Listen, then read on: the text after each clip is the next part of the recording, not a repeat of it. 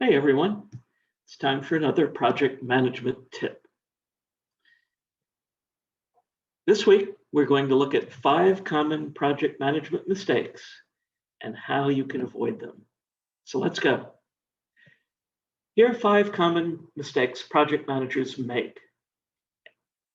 Number 1, they react to variance. 1 week of variation, unless it's huge, is not going to make or break a project. What's a better approach? Look for trends. And don't forget that being under budget and time has consequences as well. What you'll find is that if you're patient and look for trends, some tasks will have positive variance, some will have negative variance. If you're doing a good job of managing, they'll all work out at the end, and you'll be on time and on budget. So don't react just because there's a little bit of variance. Wait for the trend and then take decisive action to fix it. Number 2 is insufficient planning. Top project managers spend more time planning than less effective project managers. I typically will try and spend between 22 and 25% of the project time in planning. Most project managers, unfortunately, spend a lot less of a percentage of time. But the benefit has always been that my projects are well planned, they're well executed, and they come in on time and on budget. So what's better is if management is anxious to get started and wants to push you out of planning quickly, let some work that can safely begin in parallel, and then finish planning while that early work is starting, so that you can really spend the time that you need in planning. Number 3, under-identifying stakeholders. I always tell project managers it's easier to remove someone from a list than upset a stakeholder. Better ask everyone you speak with when you're trying to analyze stakeholders, who else should I speak to about this project, and have I forgotten any important stakeholders? Be sure that you dig deep, because a forgotten stakeholder is liable to sabotage or otherwise derail your project. Number 4, under-identifying risks.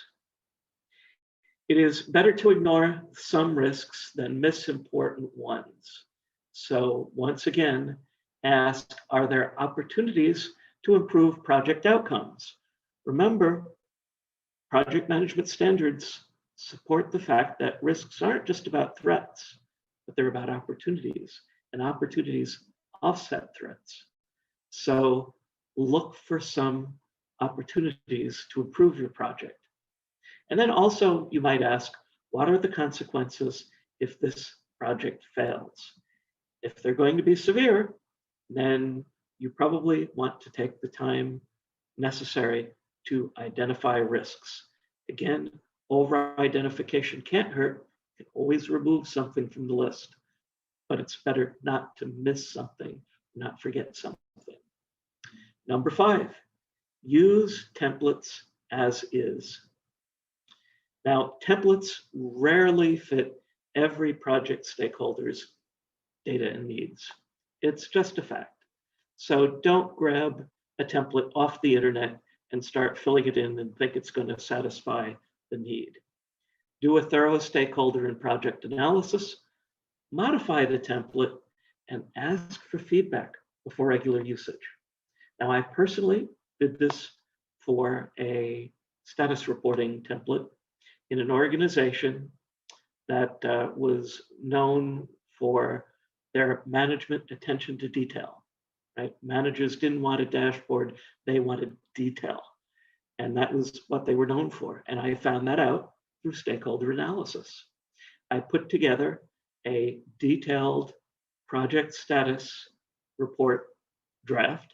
I started with a template, but I started filling it in with things that I knew they'd be looking for. And I hit a home run. They loved it. They used it. They praised me for it.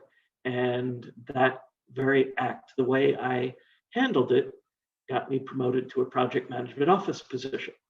So Think about what templates you're using. Don't use them as is. Tailor them to your organization and project needs. So that wraps up another week of tips. See you soon with more. Have a great week.